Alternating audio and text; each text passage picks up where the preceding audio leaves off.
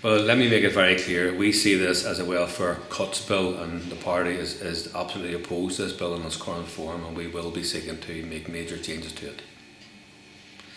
The bill itself was, as people will know, was passed in Westminster, and we now have to sort of make the same legislative arrangements here for how the benefit system is administered and so on. And obviously we are told from the outset that really whenever you have benefit legislation passed in Westminster, you replicate that here in the North, and that's been the standing policy now for many, many years.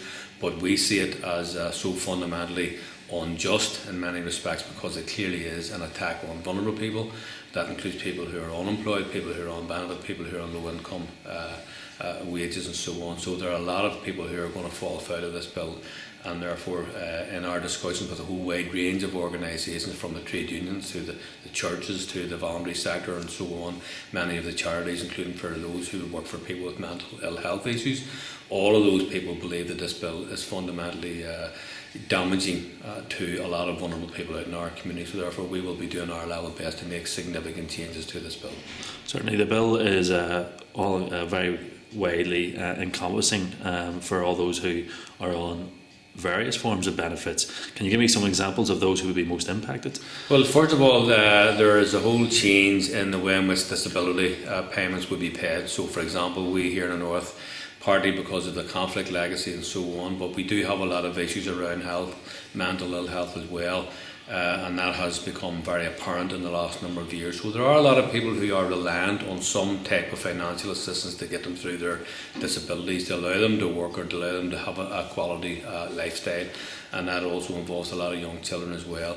Those people will be very adversely affected by some of the proposals in this legislation, and as I've said, we have engaged with a lot of people who work with disability members of the community, some of the very best known and most credible charitable organisations or other advocacy organisations. We've worked with all of them on the basis that this bill is very badly flawed. It will hurt those people who are currently reliant on that type of support. So we're working with those to try to take the most adverse elements of this bill off the table, and that's the work that we will do in the future. I mean, a lot of people there, for example, a couple could have lived their lives in a family home, their children could have grown up.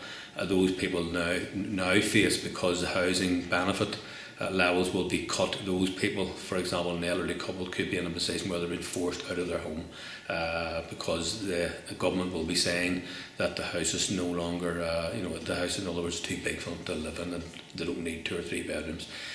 We also have a lot of young people who will be forced either out of the family home or forced to go and rent in bed sits. First of all, there isn't enough of that accommodation here, and that's all of the housing rights experts would tell us that, and the government department here acknowledges that.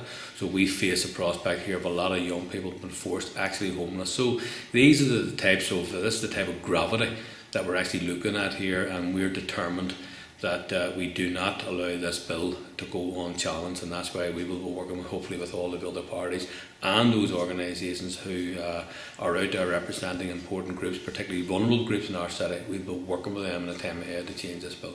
Some would say that Sinn Féin, if they are that opposed to this bill, could simply vote against it and prevent it coming forward. What would be the impact of that? Well, some people have suggested to us that in fact the party did formally consider whether or not we would even try and veto this bill going through the executive, and all that simply would have achieved would have been, and the British government would have come in and said either the Assembly is over or the DUP could have walked away, the other parties could have walked away. But essentially the bottom line for us was that if we had thought about vetoing this bill at the executive, then that would have meant that the British government, whether this month or next month, would have then imposed this bill on the people here, and there would have been no changes made to the bill whatsoever.